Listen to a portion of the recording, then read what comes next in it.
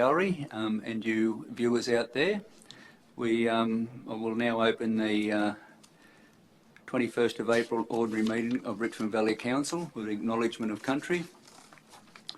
Richmond Valley Council recognises the people of the Bundjalung Nations as custodians and traditional owners of this land, and we value and appreciate the continuing culture connection to lands, their living culture and their unique role in the life of this region in the past, present and future. Mr General Manager, could you read the prayer, please?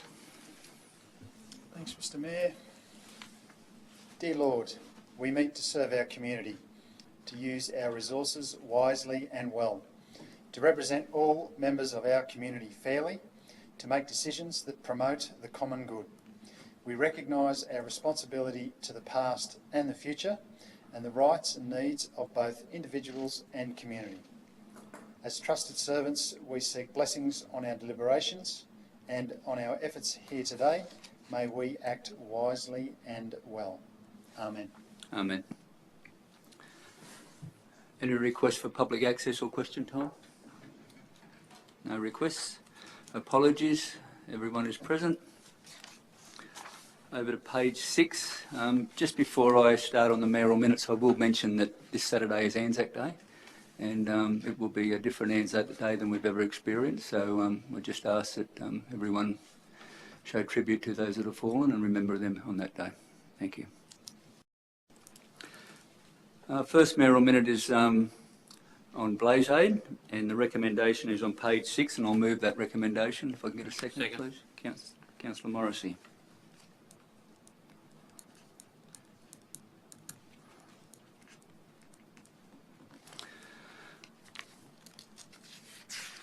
Councillors, as you'll be aware, Blaze Aid have been in our area for over 5 months.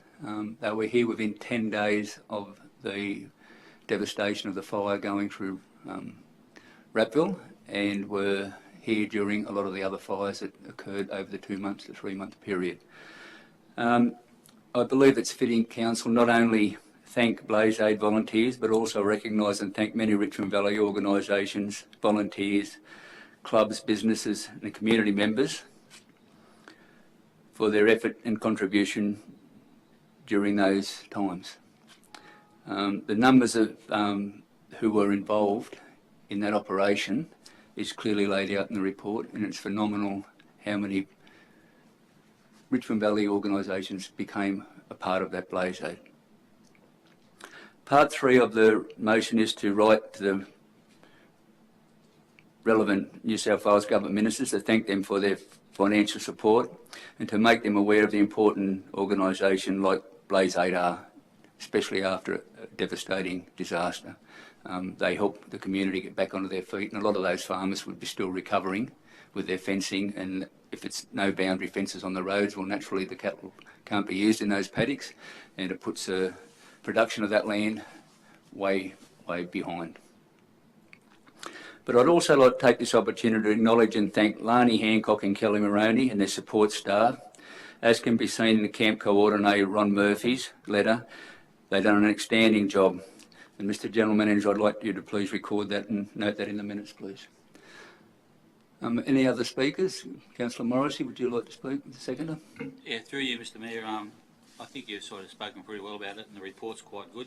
Just in the last paragraph, well done to the Richmond Valley community and many community organisations. How do you recognise them? How do you thank them? Well, I was hoping that Beef Week we might have recognised them with that. The theme was local heroes, and I think we could have done that, but it's going to be a hard one. But hopefully down the track, we definitely won't forget them, and we can look at something into the future. I know there's been many publications and articles out there on the newspapers recognising them and thanking them, but I think we need to do more than that later. But under the situation we are now, we can't do that just at present. Mr Mayor, I was hoping it might already be happening, but I was hoping that that letter or parts of that letter could possibly be put online in the organisation's website, and perhaps parts of it in the newsletter, because it speaks volumes having some, and I think that, words. oh sorry, I think that's something we need to pass on to the local editor of the paper. I thought of her first, but then I thought, no, we're the organisation as well. Yep. So I think that I'd like it if we could do something as well. Yep. Any other comments? General Manager? No, we certainly take that on board, and I can have a chat with our manager of communications, and whether it be the newsletter or do something special. I think appropriate. So we'll come up with something. Thanks. No other speakers? I'll just close in saying that they've done an unbelievable job, and their community is indebted to them for many years to come. I'll put that motion. All those in favour? Carried. Page 9. This is for the country's mayors. I must say that I did speak to the chair of the New South Wales Country Mayors, Katrina Humphreys, in Sydney at the local government conference. I better move my motion first. Can I get a second? I'll move it. Can I get a seconder, please? Councillor Simpson.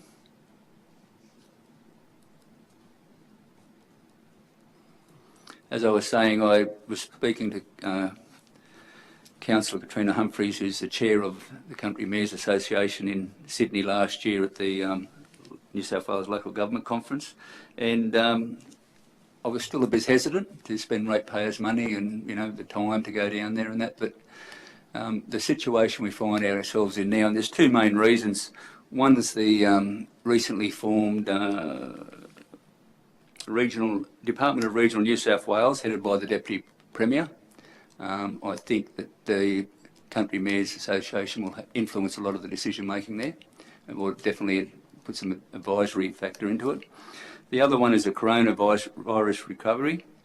It's going to need a lot of representation going forward, and I think a body like that will be very beneficial to the Richmond Valley community. So I just would say that I will be looking at the agenda. If it doesn't warrant me going there, I don't think it's much on the agenda, I won't be going. I just think would save the ratepayers' money, and also the trip down there for the day, it's and back if there's not big gain. But I do believe in the coming times it's going to be very important to have an organisation like that looking after regional New South Wales. Any other speakers? Yes, Councillor Mr. Morrison. Mayor. Through you, Mr Mayor. The last sentence, if Council does decide to apply to become a member, Council's application will be listed on the agenda at the CMA's next meeting in May this year. Acceptance of any council outside the Sydney, Newcastle, Wollongong area is automatic. Yes. Is that just part of the process? That's just part of the process. So you apply, Yep. but you get in anyway? Yeah. But she also, the chair also did offer me when I was down there just to come down and observe a meeting if I wanted to. But it was about that time, and I've been also holding off because of the election coming up, and I thought maybe it's a bit late in the term for council to join it, but with that extra year extension, I think it's something we need to do under the circumstances.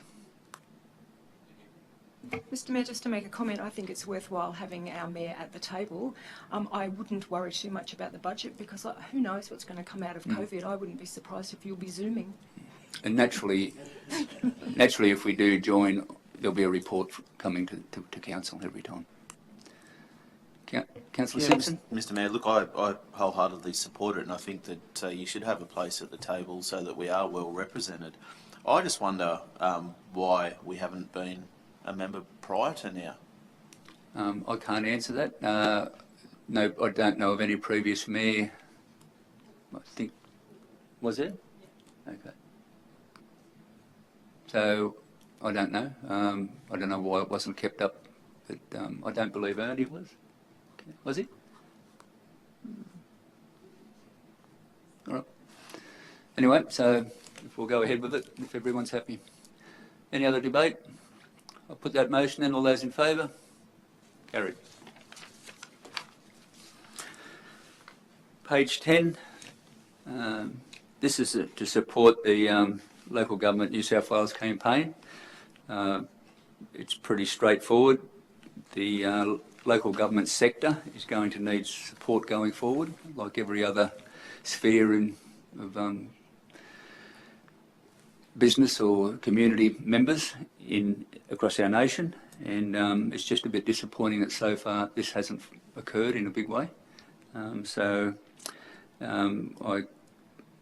commend the organisation for putting this out there and asking to get support.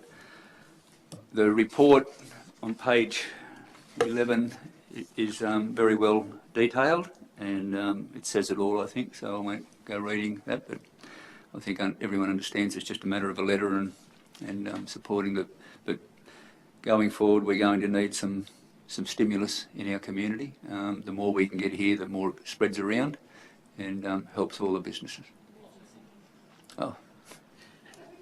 Actually, technically, I don't need a second. But I'll move it. No, I will take a second.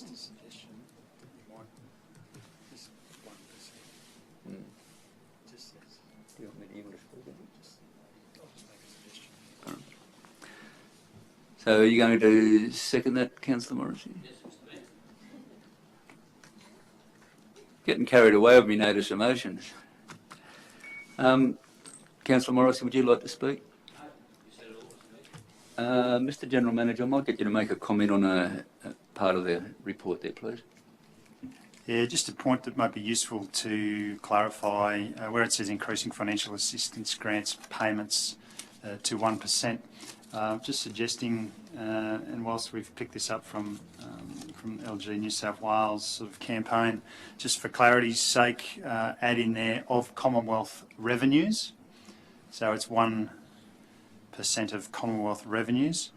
As it stands, the financial assistance grants totals 2.53 billion across Australia, which equates to around 0.5% at the moment. So of that 2.5 billion, New South Wales receives 788 million. That's New South Wales councils. And then the New South Wales Grants Commission distributes those funds using a formula that takes into account a range of factors from size, scale, population, road lengths, disability factors, socioeconomics, and that for Richmond Valley Council comes to 5.2 million is our current financial year's estimated financial assistance grants.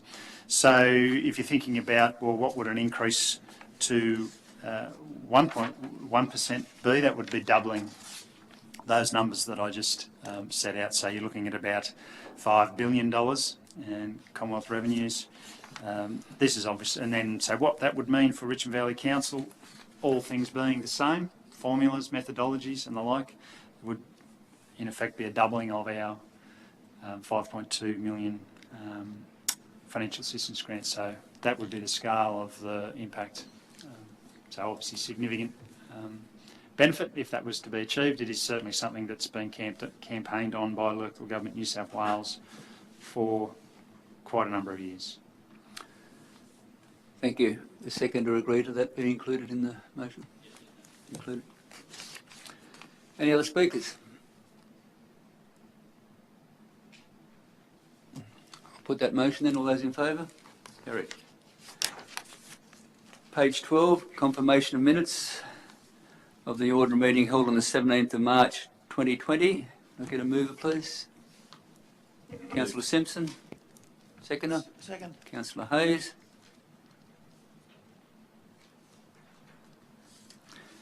Any debate on the accuracy of those minutes? Put that motion in. All those in favour? 6.2, page 13.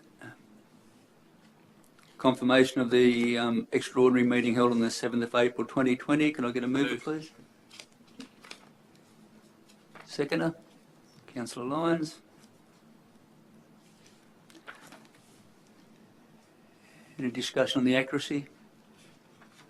Put that in motion and all those in favour? Carried. Matters arising out of those minutes? Nothing arising. Declarations of interest? Any councillor declaration? Mr General Manager, do you have the declarations? I haven't received any, however I will make a pecuniary interest declaration in item 21.1, which deals with the General Manager's annual performance review, which I obviously have an interest in. So I will leave that part of the closed meeting. So it's to 21.1. You don't have to adopt them. Nil petitions, nil notice of motions. Page 15 has mayor's attendances. I'll move that. Second.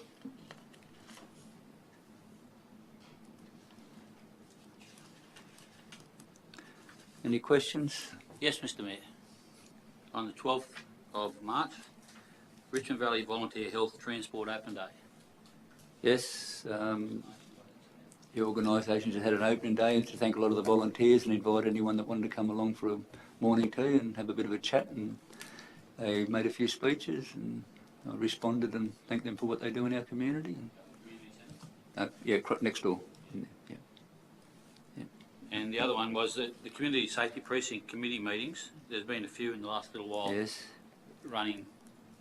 That's a teleconference that's hooks up, run by Superintendent Toby Lindsay, and it includes some government politicians, state and federal, local mayors. Have I missed anyone else? That's it. Yeah, and they just talk about what's happening in the area and has any of those people got any concerns and need any help, and they bounce things off each other and might be able to help. And Are they normally that close together? yeah, weekly. Due to COVID. Yeah.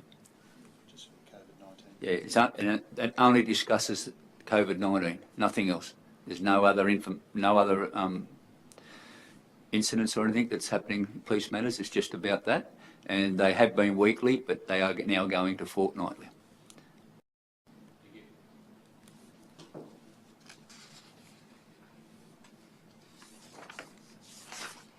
Put that motion. All those in favour? Carried. Delegates reports nils. Matters for determination. Does anyone have any matters for determination?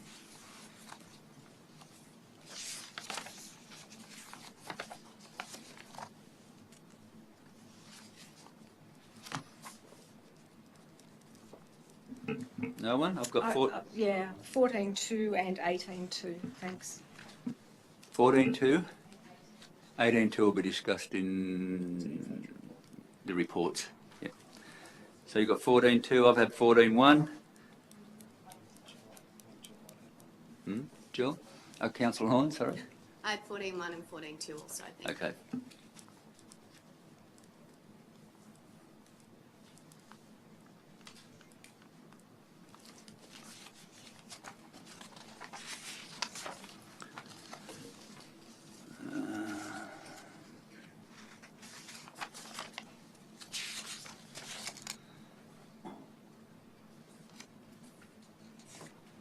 I'll also call 15.2, please.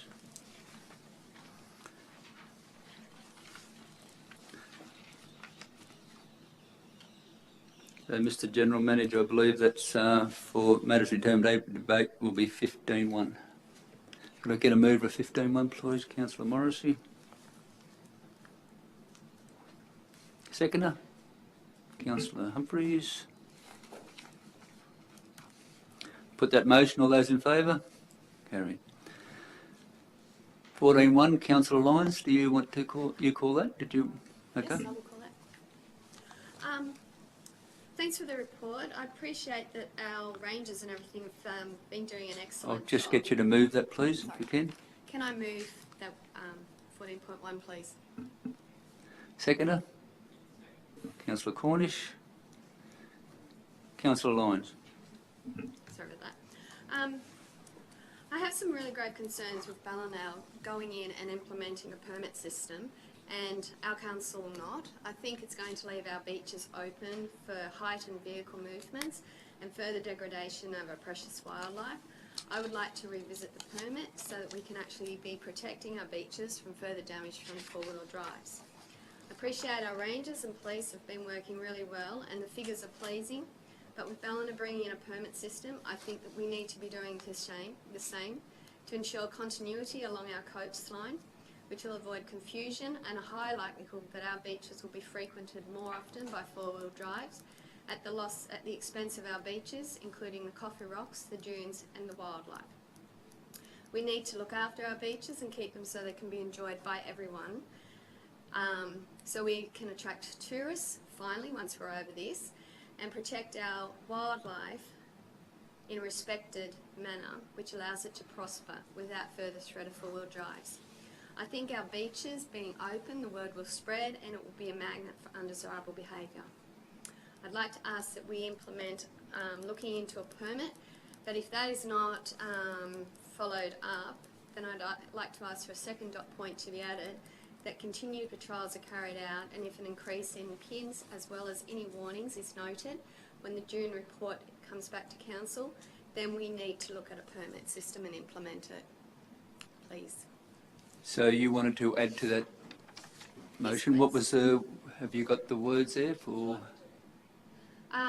Because it needs to be typed to go onto the screen. Yep. I've got other points that I've got on there, so. Yeah.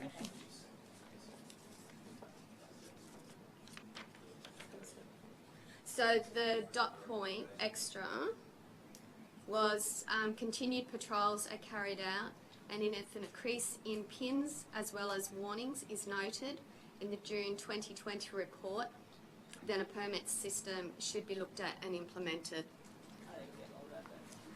Did you get that? You cut and paste the past resolution, council resolved, the recommendation is basically leave it as is. So Jill's thinking this is up here is the resolution. When was the resolution? The recommendation is down here, Yeah. resolution, but council Lyons is thinking that the dot points up here is the council resolution. So that's our previous resolution. So that's what the problem is. Yes. Resolve that. Yeah, this is the recommendation here. Yes. So we're doing that. This is a council resolution, so we have to do all that. We'll continue to do that. We've actually brought it, so it said we were going to do it after June 2020. We've actually brought it forward to April because of the Ballina thing. So that's why that's it.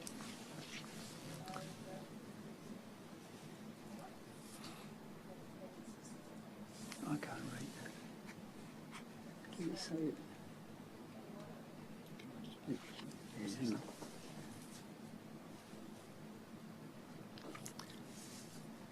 Councillor Humphries, you were the seconder. Do you agree? Cornish, sorry. Sorry, you are. Councillor Cornish, are you in favour of that being added to the motion? If not, you don't have to be the seconder. Yeah, no, I'm happy to support that. Councillor Lyons, you want to speak? Thank you, Mr. Mayor.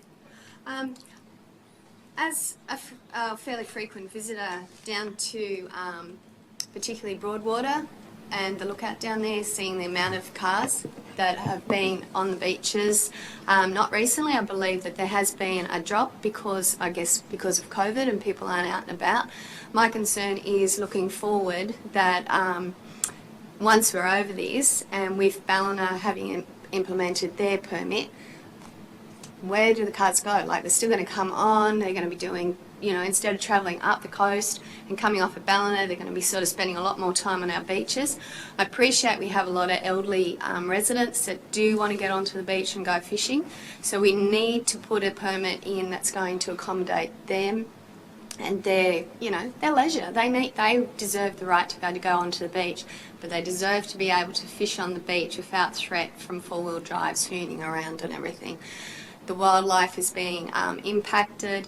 I've taken so many photos and all that sort of thing, and it's just really, really devastating. You know, we need to be sort of looking out and having more respect for our environment. And yeah, I think if we implement a permit carefully, we should be able to look after our beaches and the wildlife without severely impacting the older people or people with some form of a disability that need to be able to get down onto a beach in a four-wheel drive of some sort, and they can still enjoy their time. There's lots of people that go down there and their partners sit in the shade of the car or whatever while the partner's out fishing and things like that. So I think if we do it carefully, it will be something that will be taken on board by our community. But I think we need to start looking after our beaches. Councillor Cornish? Yeah, just to add comment, I understand Councillor Lyons' concerns. My understanding that if you were to either enter or exit the beach at Ballina, though, you would be, even if you entered the beach on Richmond Valley and exited at Ballina, you'd still need a Ballina beach permit, correct? So my understanding is hopefully with the implementation of Ballina, they're naturally going to weed out some of those undesirable vehicle owners. So I think if Richmond Valley Council continued doing what we're doing at the moment with the increased patrols with police and council, I think it's already proven to be quite beneficial. I think if we continue on that path and look after our own beach as such, I think we should mitigate or control the problem quite well. I'll just ask the General Manager to respond to that, if you can, please, about the permits. So as it stands, so the detail, I'm not able to answer that question because the detail of exactly how that might work hasn't been worked through. So it might be useful if I just recap the resolution from Ballina. So their resolution states that Council convene a meeting with the land authorities responsible for management of the four-wheel drive accessible area of South Ballina/Patches Beach, i.e. National Parks and Wildlife, Crown, Richmond Valley Council. I'll assume they also mean Air Force Beach, Main Beach, when they make that statement, to examine whether all agencies can work together to implement a permit system along the following principles. Permits as per 7 Mile Beach, revenue to be allocated to Ranger Resources to regularly patrol this locality. Ranger Resource could be employed by any one of the agencies. Any estimated shortfall in the cost of funding, the Ranger Resource is to be funded through joint contributions from the various agencies. So that's the crux of their resolution. At this point in time, we have not been formally approached to engage in those discussions as an adjoining landowner. Yeah, we're, I suppose, there was an opportunity with bringing this report forward for you, given it was obviously a topic of interest, to get the evaluation done. We got that, so where it refers to the June report, we've just brought that forward to April because our summer season had pretty much, well, had finished. It's certainly finished for the moment, unfortunately. So that's why we brought this report forward to get an indication, I suppose, of your views on where to next, given that we are at any time likely to be asked the question about permits. Sorry, Councillor Simpson. Sorry, just quickly. The time that the Rangers do spend down patrolling the beach, would it be fair to say they do spend a majority of time toward the northern end? Look, I couldn't be definitive on that. Obviously, they access it, at Air Force, but they do also Broadwater. So we've had reports, and you've obviously seen some of the data in there. So yeah, I couldn't be definitive on exactly which parts. I'd have to ask them that question to be confident in my response. Councillor Simpson. Yeah, Mr Mayor, I'll move an amendment if I can. Yes. The amendment's the original recommendation. I have a mover and amendment. Councillor Simpson. Got a seconder? Councillor Hayes. Councillor Simpson. So whilst I don't disagree with the sentiment of Councillor Lyons, I don't think the wording basically is then that a permit system will be implemented, and I don't think that's normally the tact that we take. I think it's something we would need to review. Obviously what we're doing at the moment is working. Our community's happy with the fact that the Ranger has been down there. There has been police patrols ongoing on the beach. I've seen them quite regularly myself. I've seen the Ranger down there quite regularly myself. The community's happy with that. The community was very loud and clear about the fact that they really weren't in favour of a permit system. And so whilst what we're doing is working, I don't understand why we would then go and put in a permit system that our community doesn't want. Yes, in the future, if it continues and there are more problems and it's not working, then of course we would need to have a look at that again. But at the time being, I don't think that's the case. What we're doing is working, and we should continue down that track and monitor it and make changes as it's necessary.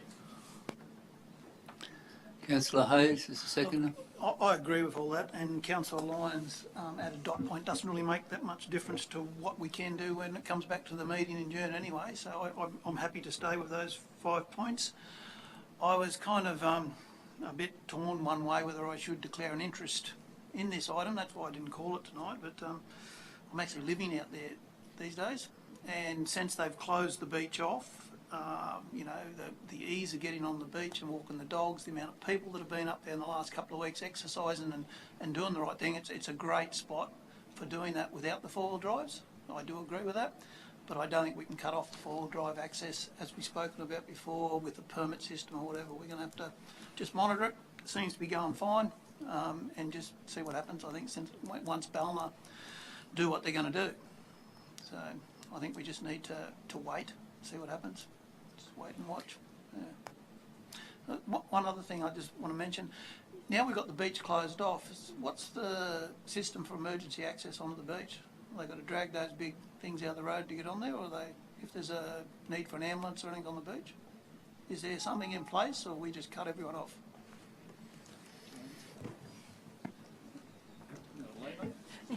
Through you, Mr. Mayor.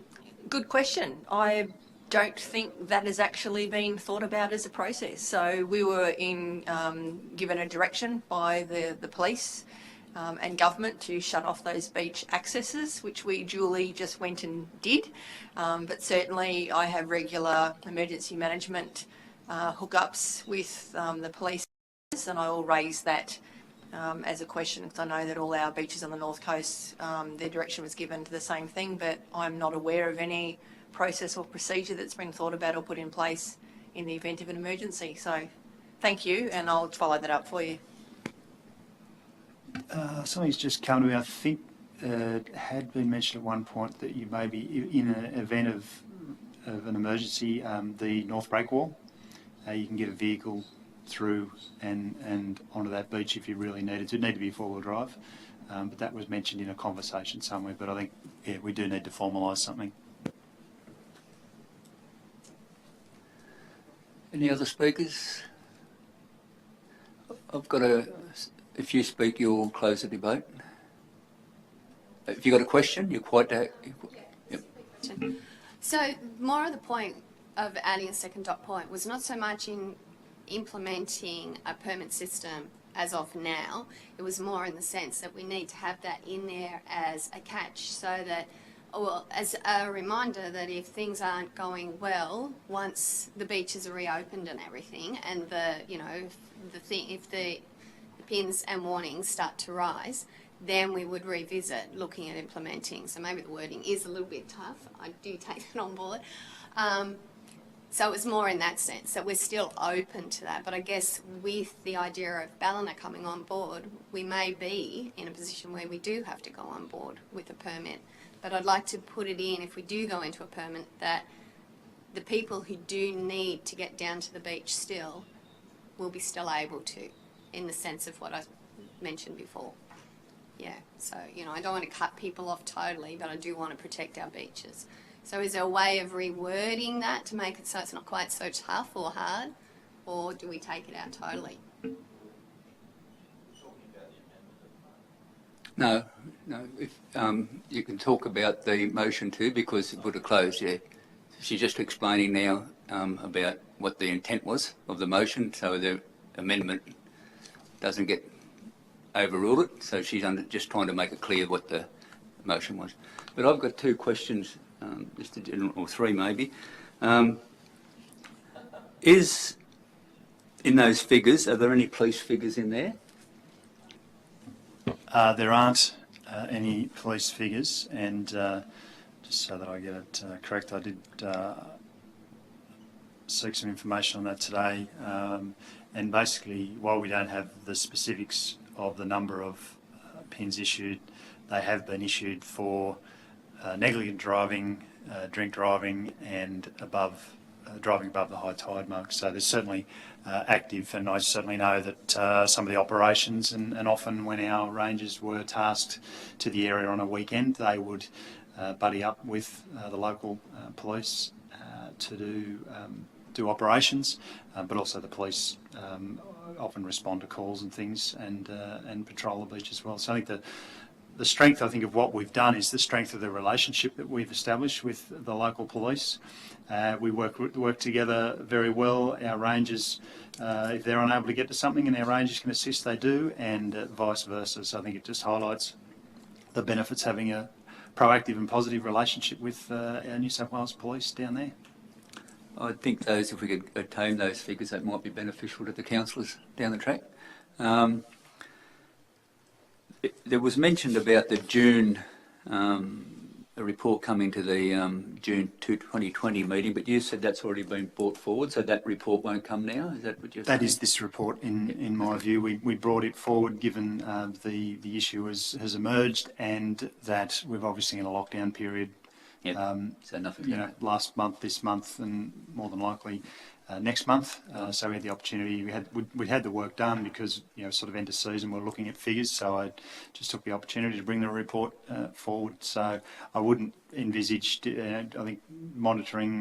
We'll monitor through the season. We get regular reports, but I'd envisage, unless there's a significant change, we'd bring a report forward around this time next year. If Ballina implements a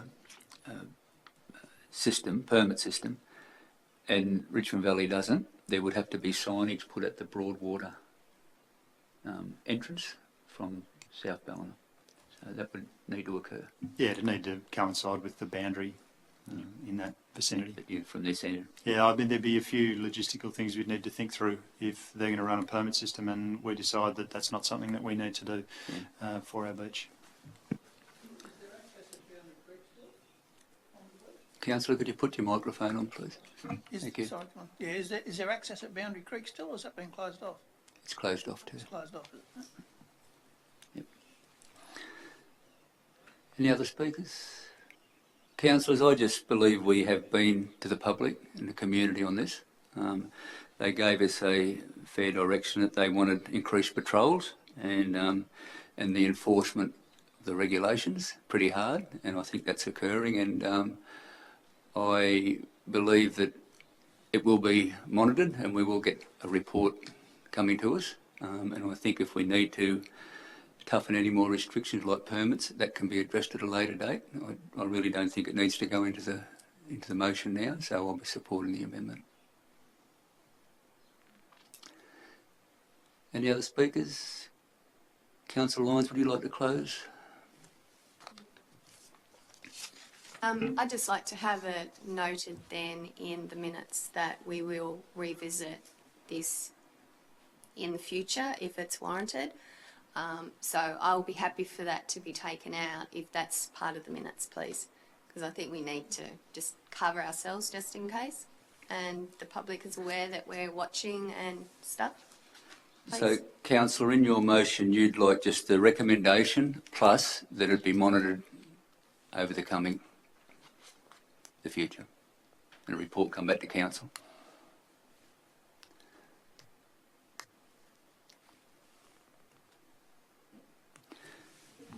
So the motion is being changed to the recommendation, and also that the report come to council. The situation be monitored into the future, and a report back come back to council.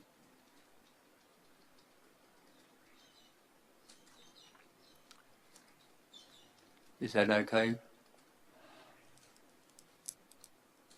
Would we not be better off just rewording number 5 to say undertake a periodic review of the effectiveness of the increased patrolling with the report? Councillor, that's not the recommendation. The recommendation is down further.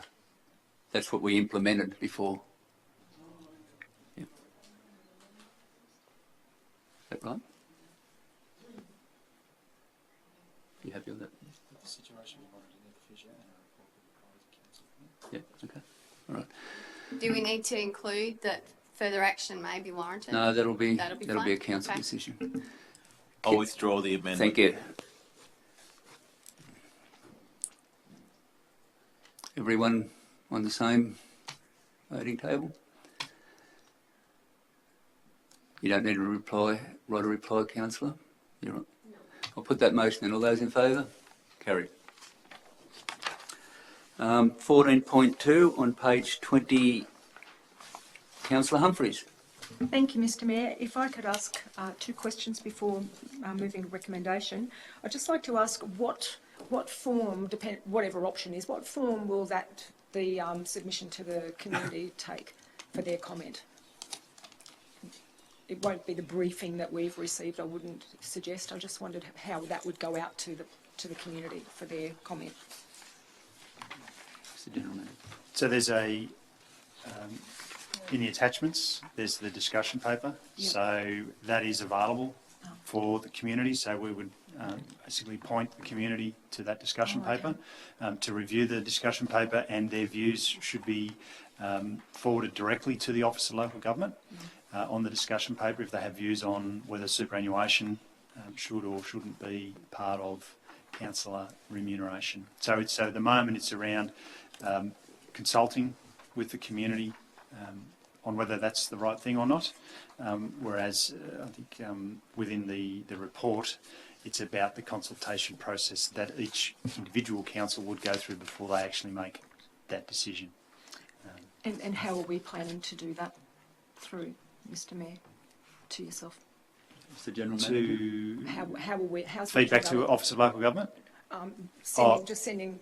So are we just going to put the briefing report onto the website or have it available to anyone within the community to make a comment? Yeah, we just inform them. We can inform them that discussion paper is available, and we will also be guided by the resolution you make tonight as to as a council what options or not you want put forward to OLG as the preferred. And that would be available till the 8th of May as well? Yep, okay. Thank you. Okay, that's fine.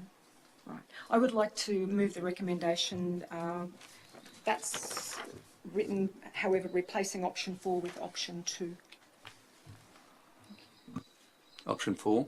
Yep. Replacing option 4 with option 2 in paragraph 1.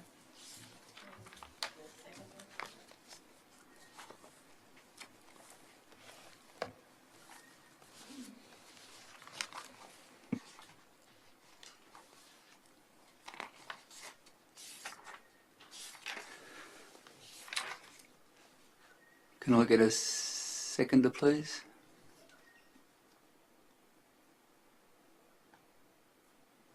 Second call, Councillor Morrissey.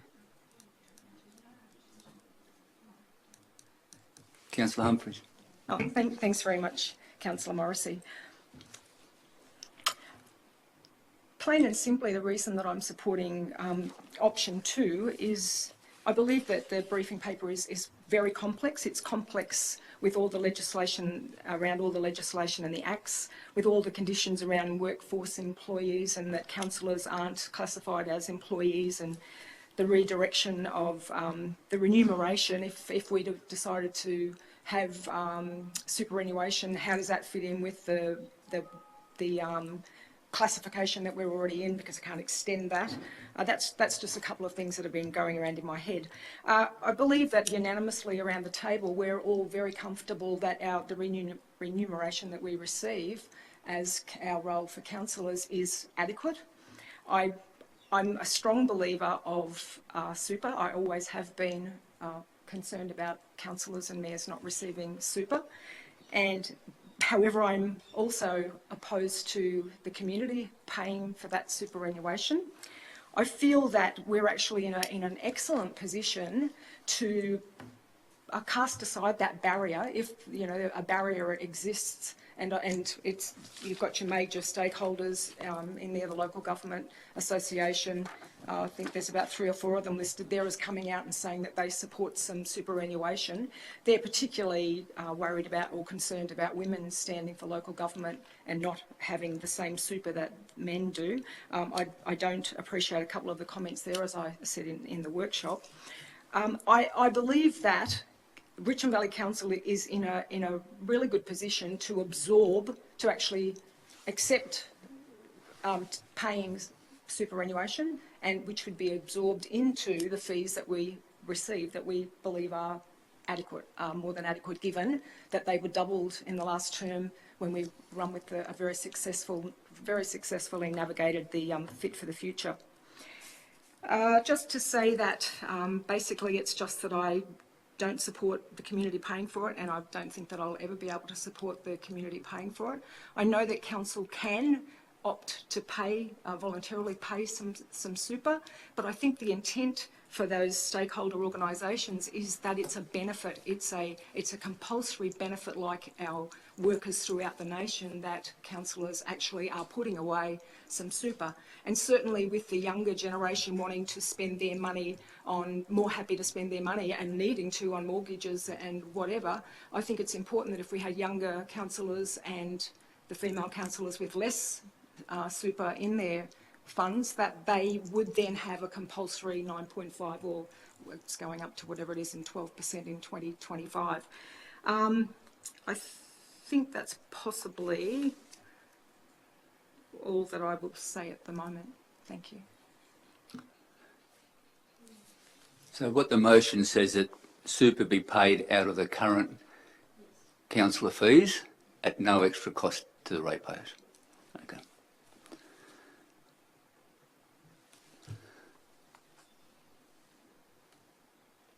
Any other speakers? Yes, Mr Mayor. Councillor Lyons. Thank you, Councillor Humphries. You raised a number of points that I had marked. One of my concerns is, though,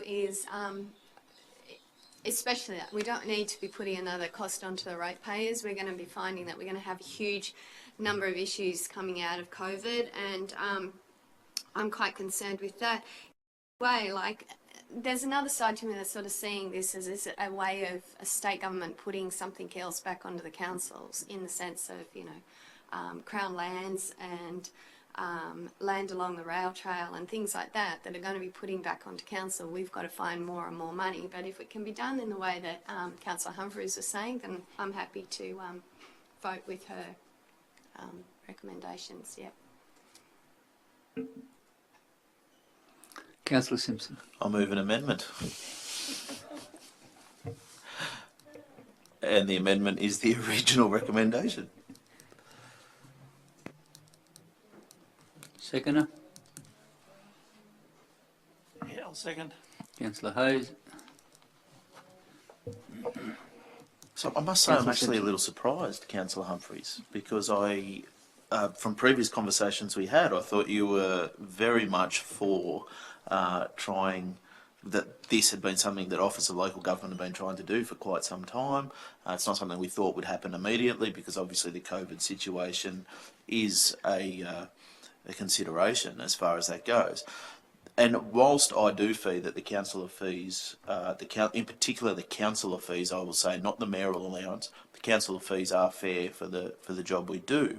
If we want to attract younger people and people with families to councillor roles, remuneration is part of that. And whether it's, I mean, people have the option right now to put all of their money into super if they want to. They don't have to take it as an allowance. It could be put away into super. So I just think, and look, and I will say, I think what the mayor earns is absolutely inadequate for the job that he does. So whilst councillors, I think, are fairly well remunerated, I don't think the mayor is at all. And 10% is not a huge amount of money in the terms of what this local government area has. I mean, it's $17,000 from memory out of the report over a year in a budget of $56 million. I think it's more important that we make being a councillor as attractive as possible to all people, to ensure that we get good representation at the councillor level. Any other speakers? Councillors, I'll be supporting the amendment once again. I just believe that option 4 does give the option for councillors to want to pay it, and some councillors may not want super. They might need the cash currently now, and be in that situation, and the superannuation may not be beneficial to them at present. Also, you have a lot of aged councils, and I think there's a cut-off age where you can put money into super. I'm not sure of that. I'm not, but you can't contribute after a certain amount of years. So I just believe each individual council should be able to make their decision of what they want to do. We're not saying here now that this council wants to have superannuation. We're just saying that it should be out there for every council in New South Wales if they want to opt into superannuation. And bear in mind, this is only a recommendation to the local government. So I think it's got a long, long way to go, and I really can't see it achieving too much. So I really can't. It's been tried for years and years and years, but this is another push for it. So, but I just think we need to have a say in it, and I think option 4 is the best for our community and for going forward for every council in New South Wales. Any other speakers? Councillor Humphries. Supporting option 2 is exactly, it exactly represents my feelings on super, that it actually brings it into, makes it a benefit for all councillors. And it's got the least barriers attached to it. Option, as I said, with option 4, if we go with option 4 and do decide down the line to actually take on the extra and have the community pay for it, then it's got to go to some tribunal to ensure that it's inside the minimum and the maximum. If we're already on the maximum, you're not going to get that to happen anyway. They won't be able to give us the super because we're already on the maximum. So that's why I'm suggesting that we take it, we pay it, bring it onto the table. The report is saying that it is stopping people from actually wanting to be councillors, the fact that there is no superannuation benefit.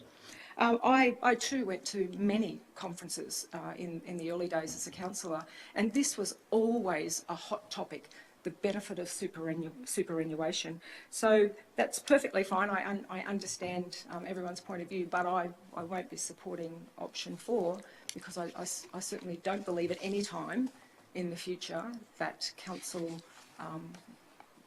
that the community should be paying for super. I believe that there should be another body, and that's why I also think that if we take this on board, if we get this implemented, if we've got a super, then if there is a tribunal or whatever there, they might look at that and go, well, they're taking that on, they're actually paying their super, so they're actually not getting much remuneration. I think we've got more chance of getting an increase in our minimum maximum once we've got the super. That's just my look. It's nearly driven me absolute nuts, to be honest. It's very complicated. It's a very complex issue. So thank you. Thank you. That closes the debate. I will now put the amendment, which is moved by Councillor Simpson, and it's for option 4. 1, 2, 3, 4, 5. That is carried. It now becomes a motion. I will put the motion. All those in favour? 5 against, 2 against.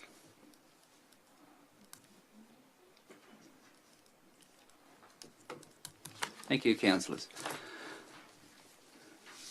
Item 15.1's done. 15.2, financial analysis report. I'll move the recommendation on page 26. I'll get a seconder, please. Second. Councillor Humphries, second. Move, must have. Councillors, I just thought this needed to be brought out into to debate. As we know, with the COVID-19 situation that's occurring, there's a lot of financial stress going around the world, and local government is not immune to it. Like every other business and organisation and individuals, we have got some losses and most probably will for a few months. But there are some rebounds, and I noticed the other day in the T Corp report, it does mention on that the Australian dollar was 58 cents. It did go back up to 64. It's now down to 53. Who would have thought that oil currently, they're actually paying organisations to take oil off their hands because they've got nowhere to keep it. So it's funny times. That's never occurred in the history of mankind that I know of, and there'll be some up-downs on the way forward. But in saying that, if you turn to page 31 on that graph, you can see that we have been, the financial year, we have been going up and beyond our original budget. And because of this situation, we are now back down to roughly where we were in October. But I think we need to ride the bumps out, like everyone else in the world has to do. And I'm sure there's people, whether it be in this room, whether it be your businesses, your superannuation. I've taken a hit. Everyone else has taken a hit, and it's hard times. And as I said, we're along for the ride with everyone else. But I might ask the General Manager to make a few comments, if that's all right, please. Thanks, Mr. Mayor. Look, obviously the main one that's taking a hit has been the medium-term growth fund, which is a Treasury Corporation product that we've initially invested 9 million in. So we're monitoring that very closely. It's obviously geared to the markets more than our others, and obviously our term deposits are straight, the interest available at that time, and we make the decision to get the best available return at that time, taking into account our investment policy and diversification principles. So with the medium-term growth fund, just to give you an indication, we are basically monitoring that daily over the last few weeks, and just to give you an indication of how it's sort of bouncing around, that it improved by $50,000 today. So, it is one of those, as it's termed, it's a medium term, so you just sort of ride the waves. So yeah, I think we're monitoring it closely, and we'll continue to do so. Thank you. Any other speakers? Councillor Simpson. Can I just ask a question? Acknowledging Mr. Gator's not here tonight, but do losses that haven't been realised have to be accounted, written off in the year that they happen, as opposed to when they're actually realised? Mr. General Manager. We might take that on notice, but I will say that as part of monitoring this closely, we do expect that we will bring, as part of the March review, we're likely to bring an adjustment to our investment revenue for the financial year. So that's why we're sort of monitoring it closely, but we can also deal with that question when we bring that forward. Any other speakers? I'll put that motion in. All those in favour? Carried. Matters for information on page 37. Could I get a mover of recommendation, please? Councillor Morrissey. I'll second it.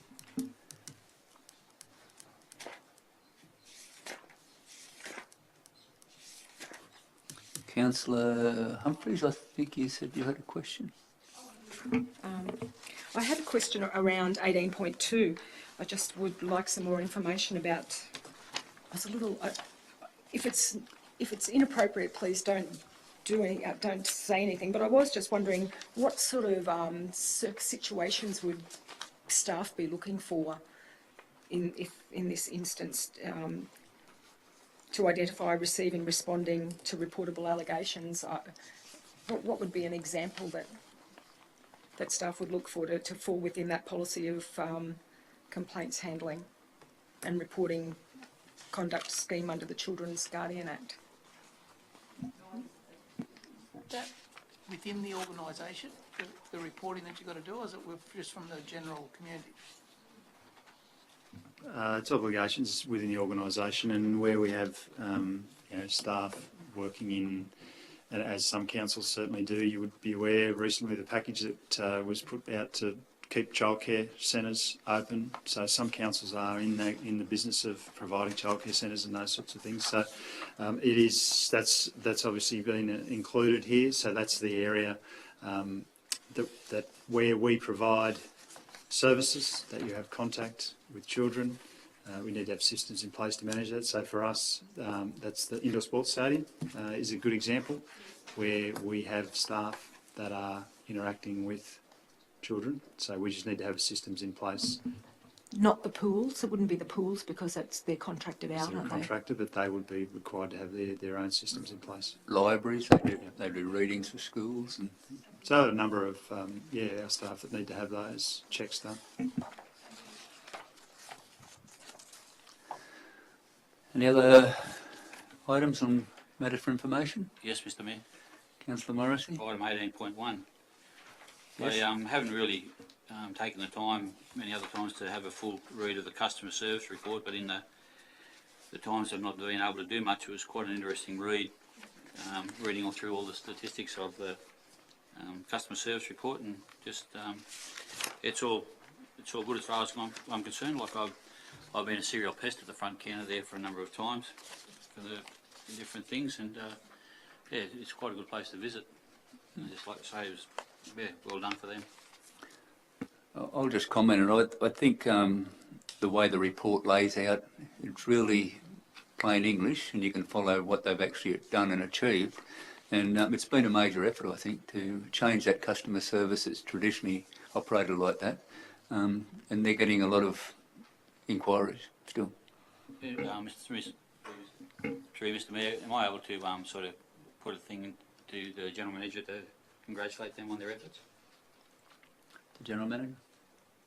Yes, more than happy to do that. I think it's really appropriate because I must say it's one area of our business that has been very responsive to the whole COVID-19. Our customer service is still open. Many other organisations have closed. But the reason we've done that is that the staff have looked at different ways of doing that to look after their own health and safety. And we're obviously looking to minimise transactions over the counter. And it's really great that our residents and ratepayers are embracing that. So encourage people to keep doing that. But where there are people who need to do that over-the-counter transaction, we have systems in place and now operating a concierge service in our main customer centre. So, yeah, I think it's appropriate to give our team a shout-out. They've thought outside the square in many areas of the business, but especially in that one. And Mr Mayor, if I could just make comment, and it's in each of the reports. This one has actually only got one area, this report, but I was reading through on page 40 and I noticed, I looked up the top there about the customer request management system, and I've actually got a little circle and a question mark. Well, I only had to look over to one more page, and there's opportunity for improvement, and there's, what staff are going to do about that little issue that I'd highlighted for myself. So I think that's really important to keep doing that, keeping that in the reports as well. Thank you. Councillor Hayes? Just throw a comment in. I know you don't like us talking about our personal contact with council, but I think this is appropriate. I've had contact with council since the COVID virus hit, since they've changed their setup, what they're doing, and I've had a great response. It's been, I didn't think I would, but I did. Yeah. So it's been good. Thank you. Any other councillors?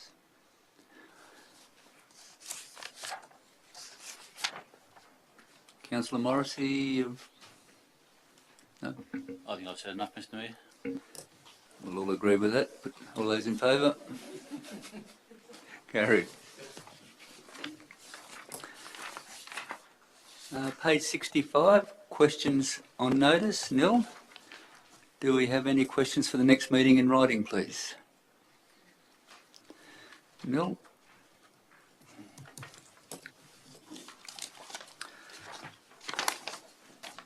Page 66.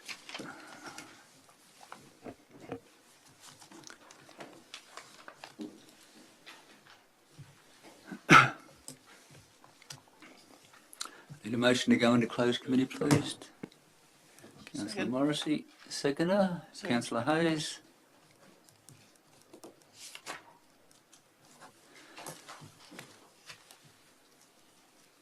Mr General Manager, has been any written representation made regarding this ongoing meeting going into closed council? Yes, have received. Could you read it then, please? Just received an email from Dr. Richard Gates this afternoon and I'll just read it as provided. I express my continuing objection to the matter of the General Manager's performance review going behind closed doors under section 10A2-A. It is not clear how the performance review being made available to public scrutiny would not be in the public interest, as the General Manager's salary and any bonuses are paid for by us, the ratepayers. The pillars of local government are supposed to transparency and accountability. This closed door session does not meet either. Notwithstanding the provision of the Local Government Act, no case has been made to show how a closed-door evaluation is in the public interest, particularly when the criteria and methods for performance review are not made available for public scrutiny. Quite apart from the actual performance of the General Manager, there is always the question of the validity and reliability of the methods and criteria used and the purposes of the performance review. Both are vexed issues in assessment of human performance. Where is the evidence which deals with these issues? Dr. Richard Gates, Evans Head. Mr. General Manager, oh, sorry, Councillor Simpson. Oh, I was going to say, Mr. Mayor, and I know we do normally go into into closed council to discuss any items of this nature, in particular if they mention remuneration numbers, but this recommendation actually does not. And I just wonder, do we need to go into closed council for this particular recommendation? It's not all about money. It's about the confidentiality of an individual, and it's I believe it's in lines with complies with the local government requirements, Mr. General Manager. And I've always known the General Manager's review because out of that there can be some questions, and if you're in open council then you would have to resolve them to go into, and that's why it's mainly done. I've only known one or two times it has occurred, but I can assure you that it's standard practice for General Manager reviews to go into closed committee across New South Wales.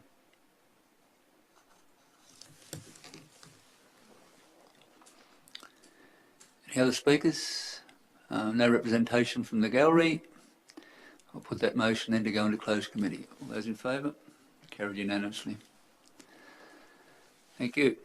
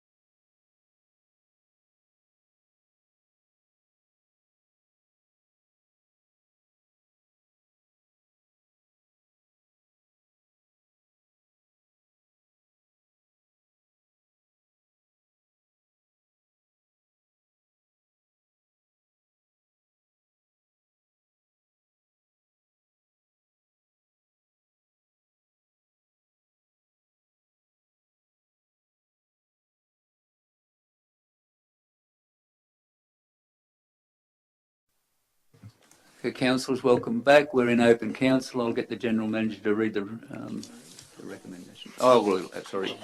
Maybe I'd better. Maybe I should. You weren't in the room, were you? Recommendation of item 21.1. The panel agree and recommend to Council, in accordance with clause 8.3 of the Standard Contract of Employment, General Managers of Local Government of New South Wales and the guidelines for the appointment and oversight of General Managers, a discretionary increase is deserving based on the content of this report and the result achieved for the period and the high standards set and achieved by the General Manager. Due to the current economic conditions and uncertainty experienced by the local community and Australia as a result of the COVID-19 crisis, any amount of discretionary increase be deferred for consideration at the next mid-term review due in October 2020 and reassessed in light of the economic conditions at that time. The Mayor, General Manager and Facilitator are to develop a draft performance agreement for the coming year for review and agreement by all councillors. If any councillor has input into that agreement, please let me know. Thank you. I believe that closes the meeting. Thank you very much. Safe trip home and everyone keep safe. Thank you.